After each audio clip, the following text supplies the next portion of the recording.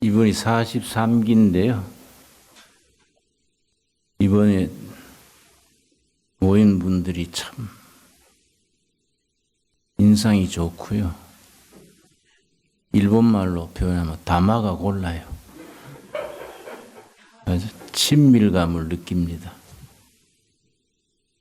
아주 천국 갈 때까지 둘의 가족으로 가족처럼 지낼 수 있기 바랍니다. 지난 기부터 새롭게 우리 시작하는 것이 제가수도, 둘의 수도원인데 음식 수련 마친 뒤에 집에 간 후에 계속 영적인 지도라 할까요?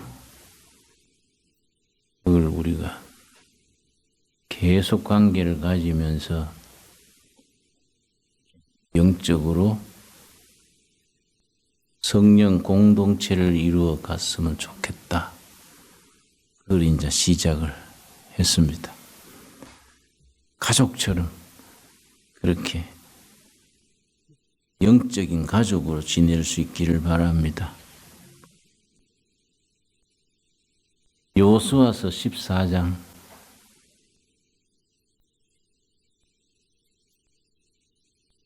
6절 말씀. 여호수아 1장에서 13장까지 가나안 정복의 이야기입니다. 그런데 성 하나를 점령을 못했습니다. 산 위에 있는 헤브론 산성, 아주 난공불락의 성 하나를 점령을 해야 하는데 수차례 시도했던 것 같아요. 그런데 번번이 실패하지 않았을까 생각됩니다. 헤브론 산성, 산 위에 아주 험지에 있고 공격하기가 어려운 산성이 됐습니다. 그걸 갈렙이 나선 거지요. 갈렙은 여호수아와 늘 영적 동지입니다. 그런데 갈렙이라는 인물을 우리가 주목할 필요가 있습니다. 왜냐? 영원한 2인자 여호수아를 앞세우고 갈렙은 늘 뒷받침한 겁니다. 우리가 흔히 다 1인자가 되려고 그러지 2인자 역할을 하는 사람들은 사실은 소중한데 그게 드물어요. 신약에 가면은 바울과 바나바 관계입니다. 바울은 1인자, 바울을 뒷바라지 해주는 바나바. 구약에서는 여호수아와 갈렙의 관계입니다. 교회 생활에도 소리 없이 뒷바라지하는 일꾼이 참 귀합니다. 그런 사람들이 교회의 보배지요. 가정 부부로 말하면 어머니 같은 역할. 자, 14장 6절입니다. 그때에 유다 자손이 길갈에 있는 여호수아에게 나오고 그니스 사람 여분네 아들 갈렙이 여호수아에게 말하되 여호와께서 가데스 바네아에서 나와 당신에게 대하여 하나님의 사람 모세에게 이르신 일을 당신이 아시는 바라. 헤브론 산성을 아무도 정복하지 못하니까 갈렙이 나서면서 뭘 하느냐? 10절. 이제 보소서 여호와께서 이 말씀을 모세에게 이르신 때로부터 이스라엘이 광야에서 방황한 지 45년 동안을 여호와께서 말씀하신 대로 나를 생존하게 하셨나이다. 오늘 내가 85세로되 85세 노인이 헤브론 산을 공략하는데 자원을 합니다. 85세. 11절 모세가 나를 보내던 날과 같이 오늘도 내가 여전히 강건하니 내 힘이 그때나 지금이나 같아서 싸움에나 출입에 감당할 수 있으니 12절 그날에 여호와께서 말씀하신 이 산지를 지금 내게 주소서. 여호수아서의 주제입니다. 이 산지를 내게 주소서. 험한 일, 굳은 일, 다른 사람이 나서지 못한 일을 자기가 나서서 이 산지를 내게 주소서. 특별히 우리 둘의 수도원의 경우는 이 참 악산이랬습니다. 이 돌산이지요. 쓸모없는 돌산이랬습니다. 지금 수도원이 있는 그 자리가 산돼지 해방구랬습니다. 산돼지 거의 아주 본부. 지금도 이 뒷산에는 산돼지들이 아주 많지요. 근데 이 악산을 내가 이제 퇴직금을 12억을 받았는데 몽땅 떨어서 이걸 샀습니다. 그러니까 내 친구들이 치맥기도 아니고 그 노인이 악산을 사가지고 어쩌려 그러냐. 우리 집사람은 또 노후에 우리가 용돈으로 쓸 끼인데 쓰도 못하는 산 사면 어떡하요? 걱정이 많더라고요. 그래서 내가 우리 집사람을 설득했어요. 뭐 그런 걱정하냐? 내가 건강하면 내가 현찰이요. 영어로 캐시. I am 캐시. 응? 하나님의 일을 하면 하나님이 뒷바라지 해주시지. 친구들이 이 악산 산다고 그러면 두고 봐라. 문전옥답 좋은 땅 누가 개간 못하냐? 좋은 땅은 다 할 수 있어. 쓸모없는 땅을 명품으로 만들어야 개척자요. 우리나라는 남북 간의 산이 70%입니다. 이런 험한 산 다 빼고 꼴짝이에만 살면 우리가 어떻게 국운이 열리냐. 그래서 난 이 갈렙이 이 산지를 내게 주소서. 아주 나한테는 탁 필이 꽂힌 거예요. 이 산지를 내게 주소서. 그래서 내가 친구들한테 10년 뒤에 와봐라. 10년 뒤에. 작품이 될 끼다. 근데 지금 이제 8년 지났지요. 9년째지요. 친구들이 와보고 놀래지요. 이 천지개벽이네. 그래서 나는 험한 산일수록 이걸 개척을 해놓으면 더 뷰, 경관이 좋고 명품이 되는 거지요. 우리나라는 산 활용을 잘 해야 됩니다. 박정희 대통령이 산에 나무 심는 걸 장려해서 우리나라 숲이 아주 세계 모범 국가입니다. 지금 북한에 가면요. 저는 북한을 여러 번 다녀왔는데 참 마음이 아파요. 산 전체에 나무 한 그루도 없는 산이 즐비합니다. 겨울은 추운 데다가 땔감이 없으니까 산 다 벤 거예요. 해도 너무해요. 산 전체에 아무리 찾아도 나무 한 그루 없어요. 즐비합니다. 그러니까 비가 조금 오면 홍수 나지요. 조금 가물면 타 들어가지요. 또 비가 오면은 산에 나무가 없기 때문에 강이 범람해가지고 그나마 강가에 있는 전답에도 물이 들어가 버리는 거예요. 북한의 식량 부족은 구조적인 겁니다. UN 식량기구에서 조사단을 보내가지고 북한을 다 조사한 뒤에 100억 달러를 기금으로 해서 20년을 투자해야 평상적인 농토로 만들 수 있다. 이 UN 식량 기구의 보고서입니다. 100억 달러 투자해서 20년. 그래서 내가 북한 가가지고 왜 나무를 안 심습니까? 그랬더니 묘목이 있어야지요. 그래서 묘목을 길러야지. 묘목이 그냥 떨어집니까? 그래서 내가 묘목을 길르면 심으실라요? 묘목을 제공해 드리면 심으실라요? 그랬더니 심지요. 이하이면 심을 사람 식량까지 같이 주세요.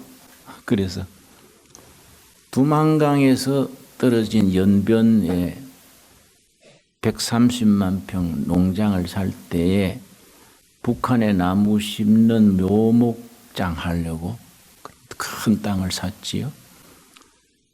그런데 이 산지를 주옵소서.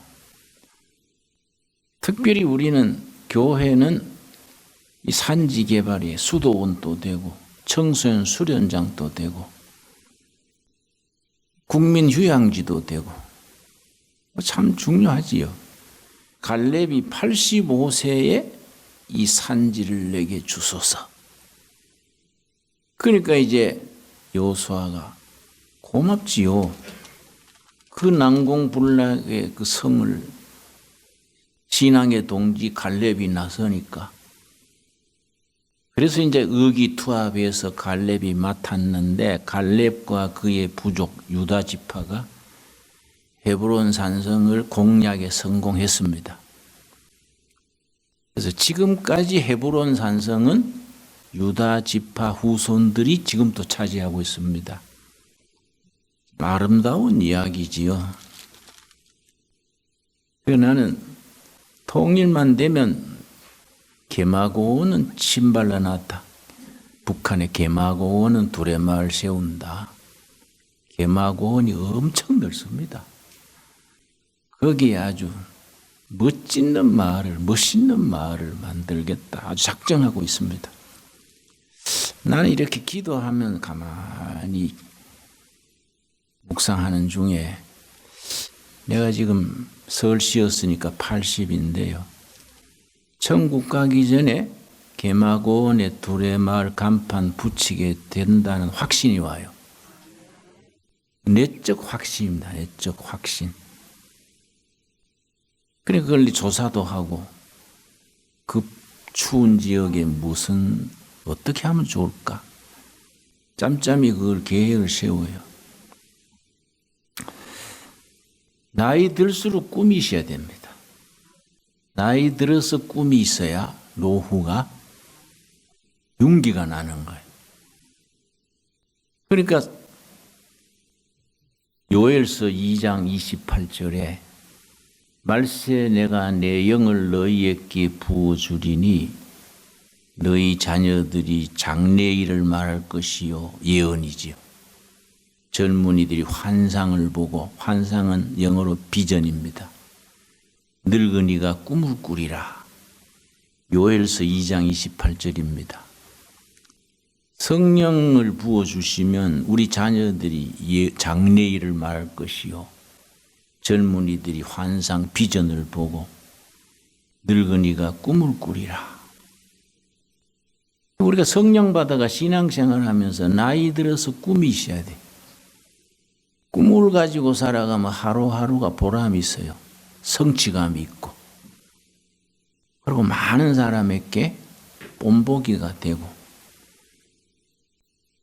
그런 꿈을 가지고 젊은 사람들의 길잡이가 되고 이러면 갈렙이 따로 있는 게 아니지요. 그래서 내가 스스로 내 별명을 짓기를 김갈렙이다. 김갈렙이다. 아주 스스로 내가 그렇게 자기 확인을 하는 겁니다. 17장 여호수아서 17장 14절 말씀. 이제 뒷부분에 땅을 분배를 합니다. 유다 지파는 이 골짜기, 단 지파는 이 벌판, 요셉 지파는 어디 이렇게 분배를 했는데 요셉 지파에서 이의가 생겼습니다. 왜 우리 지파는 공로도 있고 큰 지파고 능력도 있는데 다른 지파하고 같은 몫을 줍니까? 우리는 다른 지파보다 두 몫을 주시오. 그렇게 하니까 여호수아 대답이 여호수아의 신념, 사상, 사고방식이 거기에 들어 있습니다. 여호수아가 대단한 인물입니다. 우리나라도 여호수아 같은 지도자가 앞으로 등장해야 돼요. 우리 역사의 이승만 대통령은 건국 대통령, 박정희 대통령은 경제 일으킨 대통령. 세 번째 인물이 나야 돼요. 그런 수준에 걸맞는 지도력을 가지고 통일 한국 시대를 이루는 그런 지도력이 나와야 되는데, 그 여야 간에 내가 살피지요. 어떤 제목이 그런 인물이 될 수 있을까? 참 살피는 그 기도 제목입니다, 우리가. 지금 여호수아 같은 사람이 나와야 돼. 여호수아의 사고방식이 참 이게 좋습니다. 우리 청년들이요,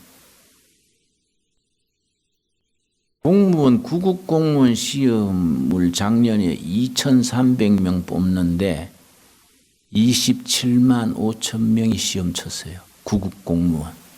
대학 나오고 대학원 나온 인재들이, 구급 공무원은 동사무소에서 인감등명 떼주고 주민등록 사본해주고 그 자리입니다. 대학 나오고 대학원 나와가지고 구급 공무원 시험에 2,300명 뽑는데 27만 5천 명 시험체. 또 떨어지면 또 제시하고. 이 나라가 어떻게 되냐, 이거. 젊은이들이 구급 공무원에 그렇게, 응? 거기 시험에 붙으면 어떡하냐, 이거. 너무너무 일이 많은 시대인데, 목수훈련소가 있습니다. 저 까만 집. 한 바퀴 같이 돌았습니까? 목수훈련소를 일부러 세웠습니다. 우리나라는 목조 건물 건축 목수가 5,000명 이상 모자립니다. 여기서 6개월 훈련 받으면 일당이 25만 원이야. 여자들은 17만 원. 우리가 이 집 지을 때에 저 앞에 주택 있지요. 집 지을 때에 부부 목수인데 남편은 하루 일하고 25만 원, 부인은 17만 원. 매일 일하고 저녁에 갈 때 42만 원 딱 받아가는 거예요. 부럽더라고요. 야, 목사는 잽이 안 되네. 예? 부부가 같이 목수하면서 아주 콧노래 부르면서 매일 42만 원씩 딱딱 받아가는. 저기 6개월 훈련 받으면 일당 25만 원이요. 근데 5천여 명이 모자려요. 근데 청년들이 일자리 없다고 도시에서 자꾸 공무원 시험 준비만 하고 있으면 어떡하냐, 이거. 안 그렇습니까? 그러니까 갈렙과 여호수아 같은 그런 정신을 길러야 돼요. 우리가 교육이 그런데 우리가 국가의 정책으로 나가야 됩니다. 17장 14절.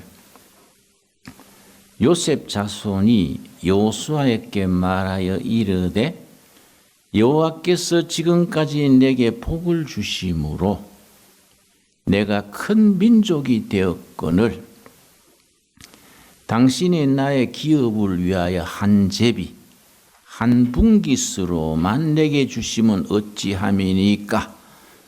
왜 우리 요셉 지파는 한 몫만 줍니까? 숫자도 많고 공로도 있고 능력도 있는데 두 몫을 주십시오. 여러분, 기업이란 말을 용어를 이해해야 됩니다. 성경에 나오는 용어에 대한 정확한 이해, 그걸 논리학에서는 터미나라지 그래. 터미나라지. 그 용어에 대한 정확성이 있어야 됩니다. 기업이란 말을 중소기업 할 때 기업이 아닙니다. 터기자에 없어요. 가나안 땅 들어가서 땅을 분배를 하는데 유다 지파가 1000세대라 그럽시다. 자기들이 분배받은 땅을 1000등분으로 갈라요. 그래서 거기 제비를 뽑습니다. 제비가 영어로 라트요, 라트. 제비 뽑아서 자기 땅으로 떨어진 게 기업입니다, 기업. 중소기업, 대기업 그게 아닙니다. 한자가 달라요. 기초할 때 터기자. 그런데 이 참 영적이라는 게 이런 겁니다. 제비를 뽑았는데 어떤 사람은 길가에 좋은 땅 걸려서 그 사람은 감사하지요. 어떤 사람은 구퉁이에 갈대밭이 뽑혔어. 그럼 한국 사람 같으면 삼세판 합시다. 누구는 인삼 먹고 누구는 배추 뿌리 먹고 이거 아닙니다. 이럴 건데 이스라엘은 거기 영적 해석을 어떻게 하냐면 우리 사정을 우리보다 더 잘 아시는 하나님께서 우리 가정에 이 땅이 맞기 때문에 주신 줄로 믿습니다. 이렇게 받아들이는 거예요. 우리가 지금 볼 때 갈대밭이지만은 하나님이 보실 때 이 땅이 우리한테 맞기 때문에 제비 뽑는데 성령이 주장하신 줄 믿습니다. 이걸 섭리사관 그래요. 섭리사관. 이 섭리가 영어로 providence. 하나님의 섭리가 제비 뽑는데 역사했다. 이 기업 정신입니다. 근데 이게 어떻게 적용되느냐 하면은 결혼을 했는데 남자가 마음에 안 들어요. 또 부인이 마음에 안 들기도 하지요. 뭐 기업체 같으면 인사이동하면 되지만은 부부는 그거 안 되잖아요. 그럴 때 기업 정신이야.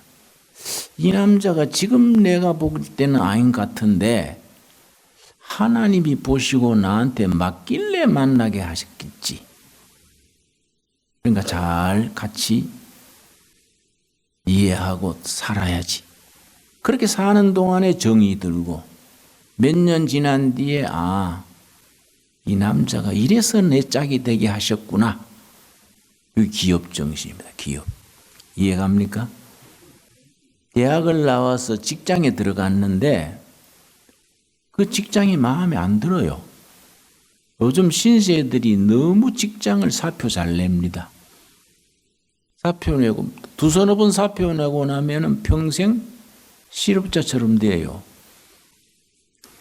난 우리 교회 청년들한테 직장이 마음에 안 들어도 하나님이 주신 기업이라 생각해라. 이 직장이 하나님 나를 보내실 때는 나한테 특별히 할 일이 있어서 내 기업으로 주신 거다. 그래 생각하고 다른 사람보다 먼저 출근해가 청소하고 늦게 퇴근하면서 이렇게 정리하고 열심히 하면은 차별화가 되잖아요. 사용자 입장에서는 그런 사람을 또 얼마나 좋아합니까? 진급도 빠르고 책임자에 올라가고 평생 직업이 되는 거지요. 그 기업 정신이요. 우리 두레마을이 여기 오기 전에 남양만 간척지에 있을 때에 공동체 생활을 하는데 서울에 원사님이 12살 먹은 정신장애아를 데려왔어요. 목사님, 우리 애 때문에 우리 집안이 너무 시험거리고 얘 때문에 자꾸 불화가 생기고 하니까 생활비를 넉넉하게 드릴 테니 얘를 두레마을서 좀 맡아주십시오. 이러더라고요. 이 정신장애한데. 그 내가 묵상기도 하고 권사님 이해가 갑니다. 근데 걔가 그 집안의 짐이다 생각하지 말고 하나님이 그 집안에 주신 기업이다. 그래 생각해 보시면 어떨까요? 축복의 근원으로 예를 우리 집에 주신 거다. 그런 생각하고 가족들이 예배에서 의논하고 앞으로 석 달간 그래 한번 지나 보십시오. 하나님이 우리 집안에 예를 기업으로 주신 거다.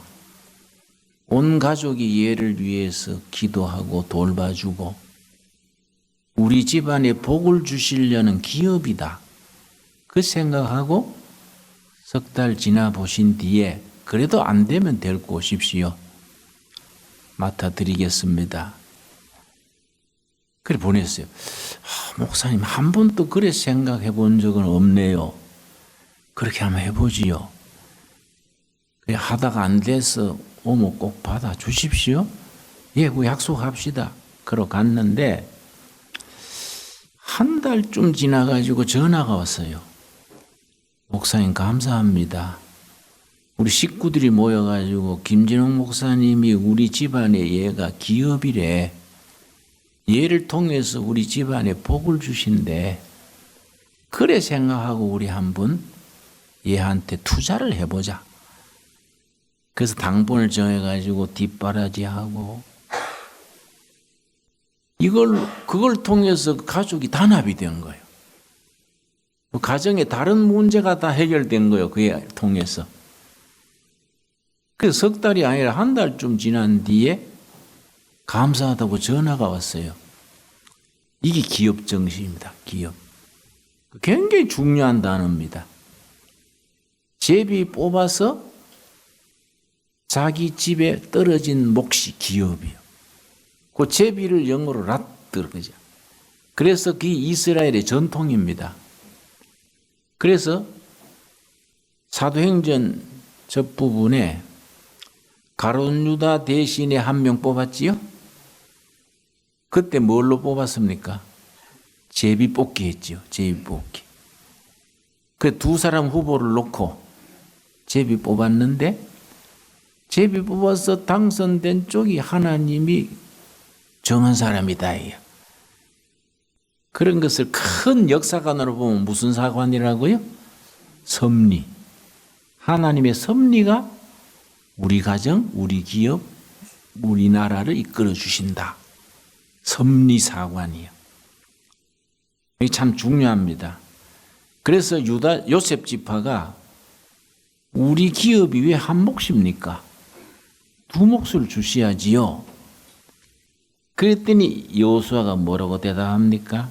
15절입니다. 15절. 참 우리 성경에서요 이런 부분이 우리 피를 뜨겁게 합니다.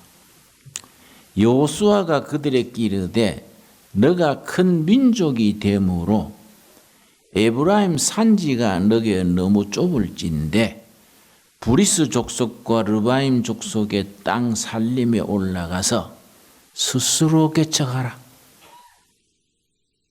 너 지파가 숫자가 많냐? 힘이 있냐? 좋다. 좁은 땅 더 달라 그러면은 다른 지파 몫이 줄어들지 않느냐? 스스로 개척해라. 이게 여호수아의 정신입니다. 좁은 땅 더 주면 다른 지파 몫이 줄어들지 않느냐? 너희들이 힘이 있는 만큼 스스로 개척해라. 개척 정신이에요. 나는 이 부분이 참 좋습니다. 여호수아가 굉장히 매력 있는 지도자입니다. 그랬더니 요셉 지파가 다시 이제 말하는 겁니다. 16절. 요셉 자손이 이르되 그 산지는 우리에게 넉넉하지도 못하고 골짜기 땅에 거주하는 모든 가나안 족속에게는 베스안과 그 마을들에 거주하는 자이든지 이스라엘 골짜기에 거주하는 자이든지 다 철병가가 있나이다. 전차지 요즘 말하면.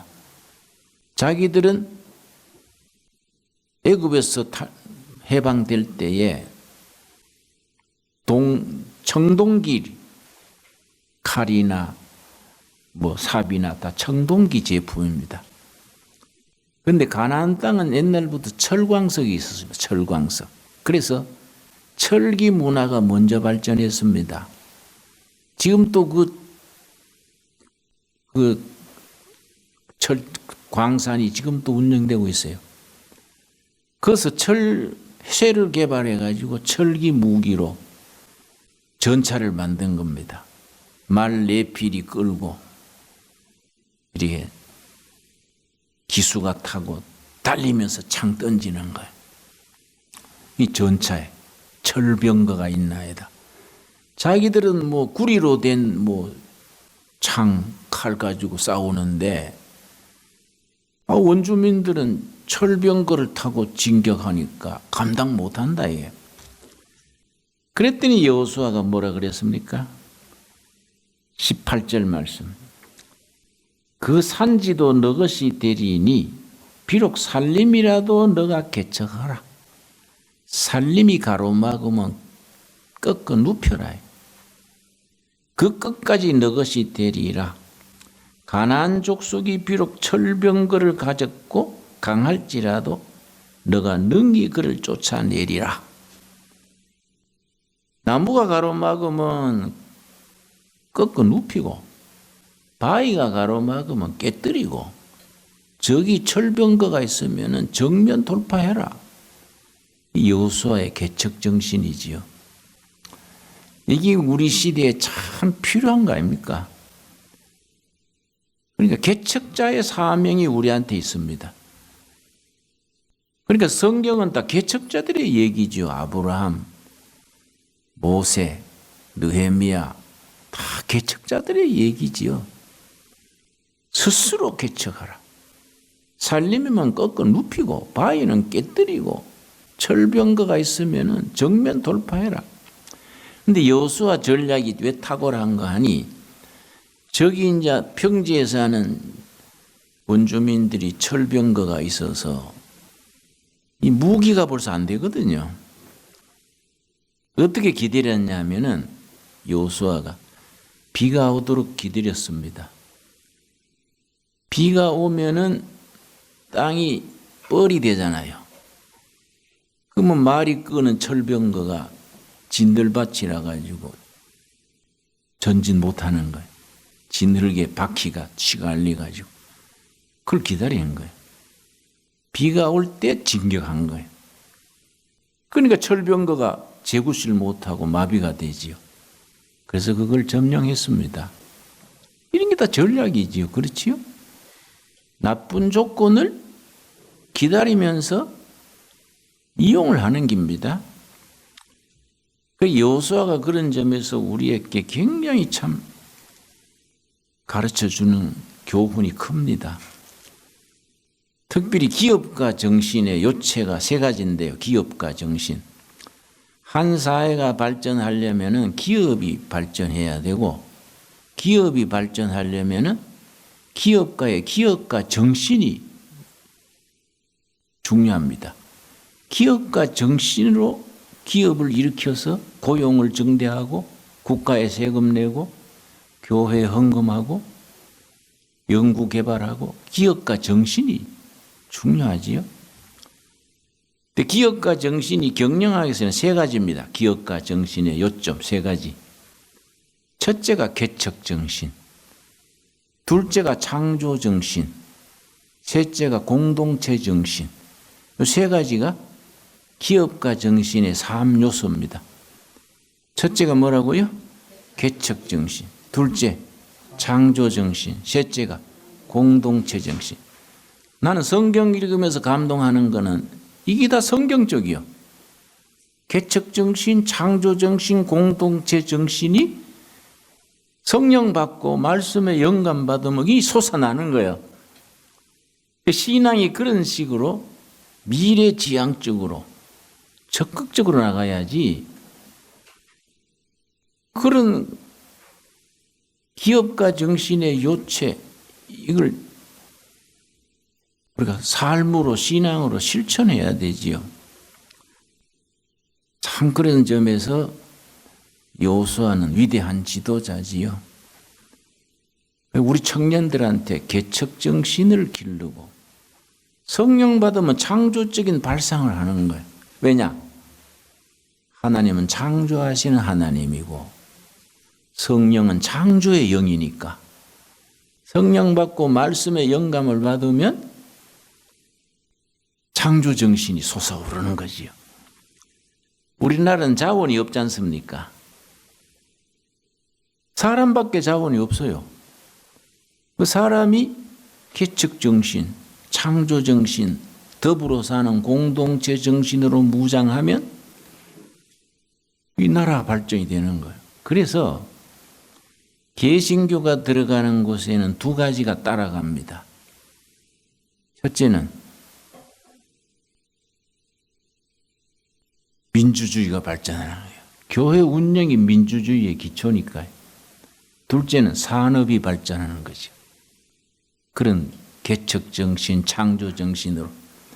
그걸 사회학적으로 분석해서 쓴 책이 독일의 사회학자 막스 웨버가 쓴 프로테스탄티즘 윤리와 자본주의 정신. 그게 막스 웨버가 쓴 아주 고전 중의 고전입니다. 쉽게 쓰고 책이 얇습니다. 필독서입니다. 필독서. 프로테스탄티즘 윤리와 자본주의 정신. 그 막스 웨버가 독일 사회를 연구를 했는데 종교가 없는 사람보다가 종교인이 빨리 성공하는 거예요. 종교인 중에도 불교, 모슬람, 힌두교 다른 종교인보다가 크리스찬이 빨리 성공하는 거예요.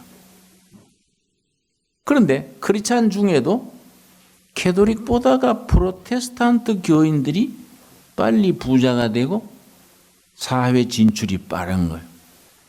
그게 막스 웨버는 참 사회학을 개척한 부이니까 그게 주목을 한 겁니다. 왜 그럴까? 왜 무종교인보다가 종교인이 성공이 빠를까? 종교인 중에 다른 종교보다 크리스찬이 왜 더 빠를까? 크리스찬 중에 캐톨릭보다가 개신교인들이 왜 빨리 사업에 성공하고 사회 진출이 빠를까? 우리나라도 그렇습니다. 국회의원을 뽑습니다. 국회의원. 우리나라 국회의원 중에 개신교 신자가 127명입니다. 캐톨릭이 70명이고 불교는 42명입니다. 물론 그 중에 신앙이 어느 정도 깊으냐 그건 다른 차원으로 하고 우리가 기독교 국가가 아닌데 국회의원 중에 127명이 개신교 신자예요. 장로 집사예요. 불캐톨릭은 90명, 불교는 42명. 한국 불교계에서 그래서 비상입니다. 야, 우리 산에서 목닥 칠 동안에 뭐 좋은 자리는 교인들이 다 가져갔지 않냐. 그래서 한 10여 년 전부터 불교계에서 교회를 벤치마킹하는 교회 따라하기. 그래서 여러분 텔레비전 때 가끔 보면은 불당에 법회할 때 성가대가 있어요. 옛날엔 상상도 못한.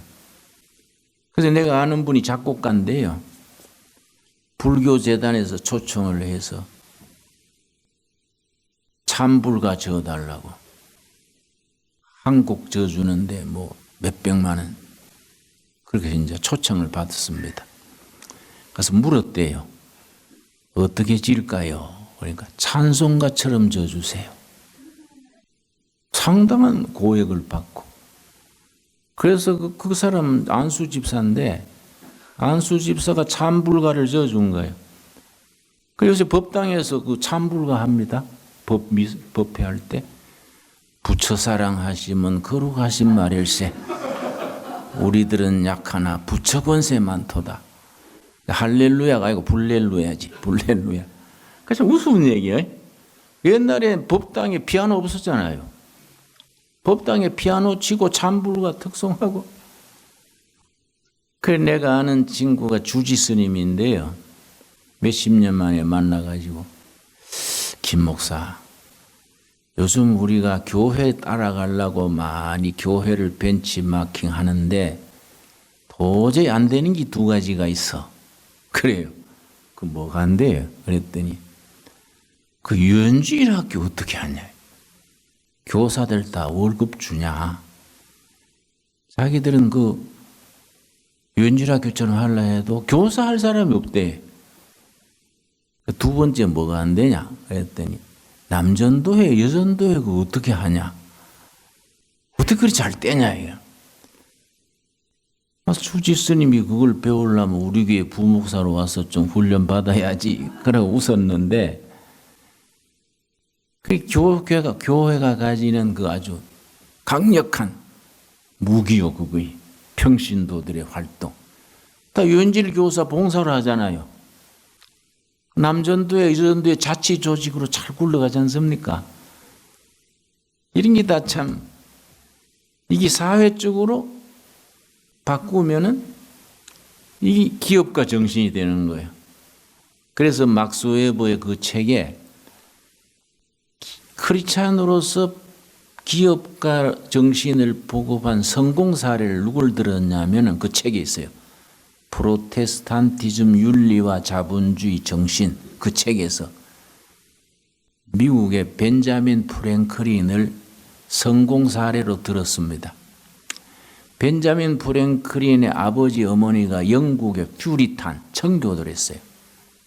신혼 때 미국으로 갔습니다. 미국 가서 새 생활하려고. 미국 가가지고 뭘 해 살았냐면 세수비누, 양초, 비누, 양초 만드는 그걸 했어요.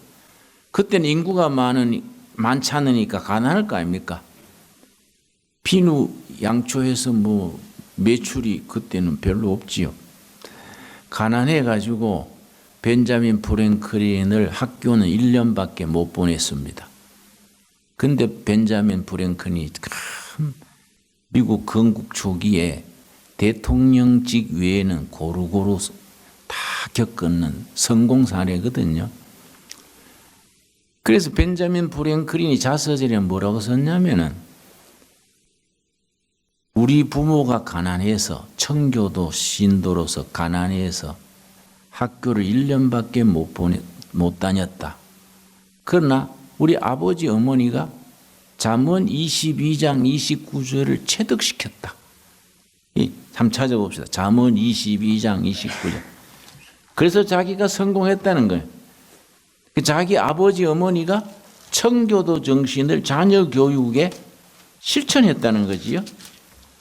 참 그런 부분이 우리 교회 참 중요한 정신이지요. 잠언 22장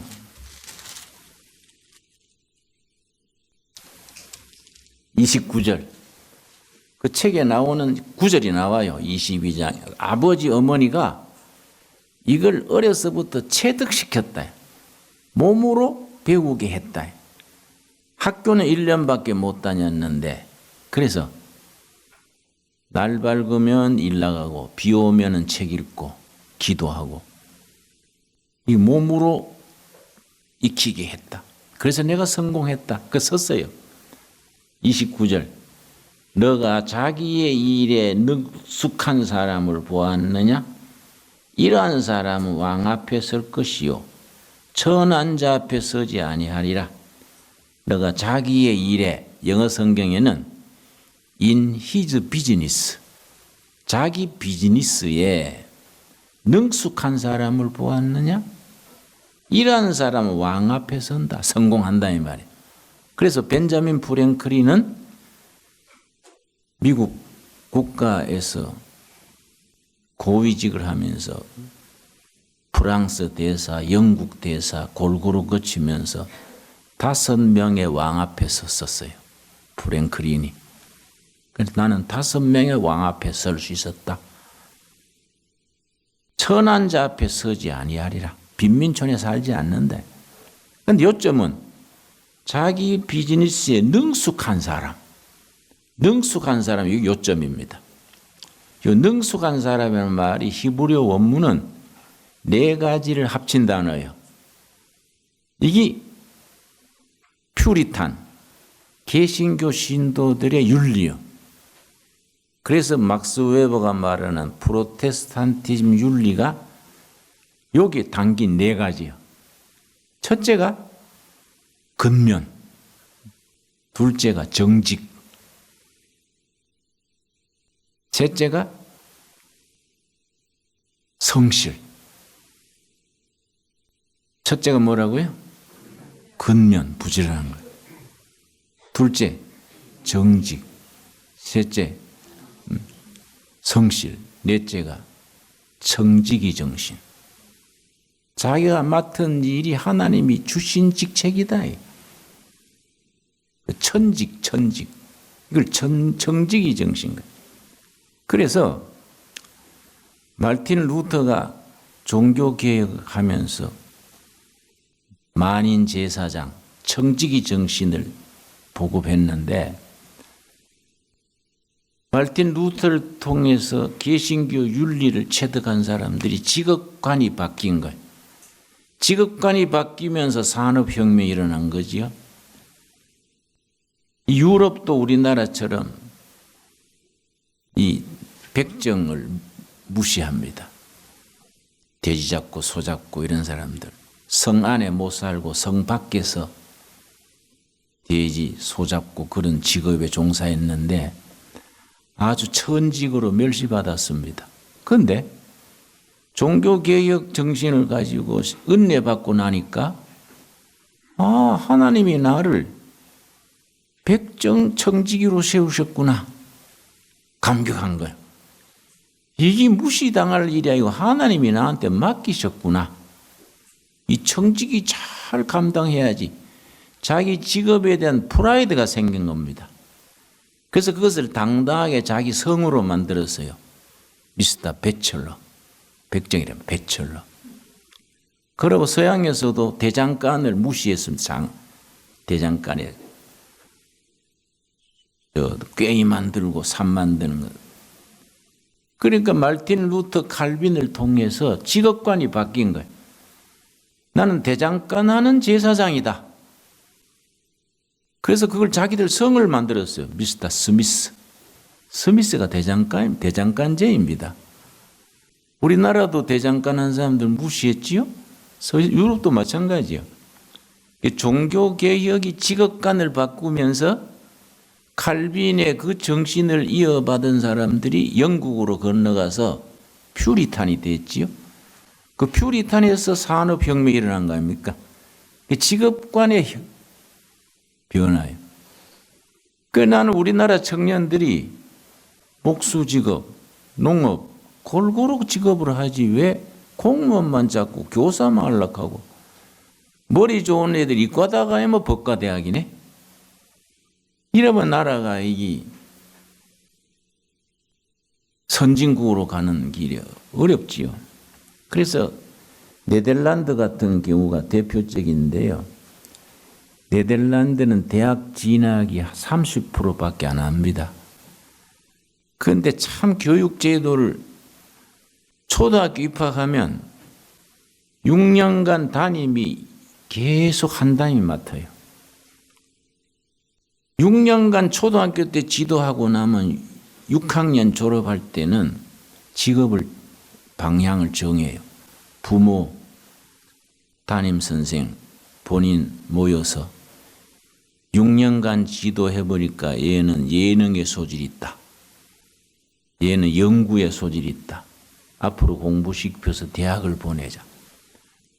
그 초등학교 담임이 그 부모하고 결정을 해요. 그래서 자기 중고등학교 졸업하면 벌써 직업으로 다 나가요. 그걸 누가 정착시켰냐면은 목사입니다. 아브라함 카이퍼. 아브라함 카이퍼라는 목사인데 대통령이 됐습니다. 네덜란드 대통령이 돼가지고 그걸 정착시켰어요. 아브라함 카이퍼 목사가 대통령 수상이 돼가지고 지금 네덜란드의 사회 기초를 닦았어요. 교육제도, 정치 모든 걸. 그리고 아브라함 카이퍼는 딴 거 아니에요. 성경이 다 말해준다. 성경이 일러주는 대로 하면 된다. 그게 네덜란드의 기초지요. 우리가 성경을 그런 점에서 몸으로 익혀야 돼요. 몸으로. 그냥 예수 믿는 것이 교회 가서 예배 드리고 오는 걸로 끝나지 말고. 자, 여호수아서 24장 마지막 장입니다. 여호수아서 24장.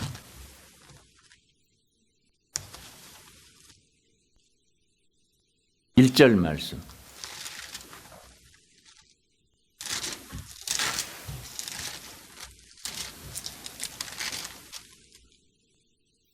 (24장) 1절. 여호수아가 이스라엘 모든 지파를 세겜에 모으고, 여호수아의 고별 연설입니다. 그런데 세겜에서 다 모았습니다. 이걸 세겜 회의라 그래요. 그 메모를 하십시오. 여호수아서 24장을 세겜 회의라 그래요. 여호수아가 고별 설교로서 아주 요점을 정리해서 전하는 겁니다. 세겜 회의. 세겜에 모으고 이스라엘 장로들과 그들의 수령들과 재판장들과 관리들을 부르매 그들이 하나님 앞에 나와 선지라. 여호수아의 은퇴 설교 강연히 할까요? 2절. 여호수아가 모든 백성에게 이르되 이스라엘의 하나님 여호와께서 이같이 말씀하시기를 옛적에 너희의 조상들 곧 아브라함의 아버지 나홀의 아버지 데라가 강 저쪽에 거주하여 다른 신들을 섬겼으나, 강 저쪽, 거기에 줄을 칩시다. 강 저쪽. 강 저쪽과 강 이쪽으로 갈라집니다. 그 강은 무슨 강이냐? 유프라데스 강이에요. 지금 이라크, 쿠웨이트 그쪽과 가나안 땅을 가로지르는 유프라데스 강이 강 저쪽, 강 이쪽이에요. 그럼 강 저쪽이 어디에서부터 나오느냐? 창세기 14장 13절 말씀. 창세기 14장 13절 말씀.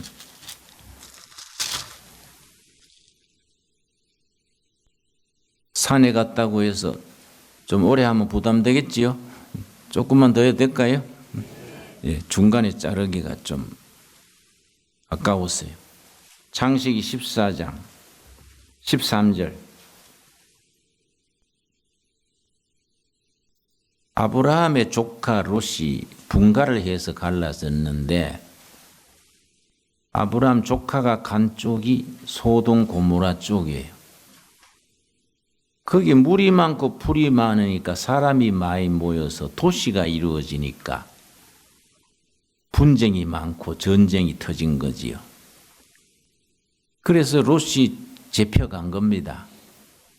13절. 도망한 자가 와서 그 다음 뭡니까?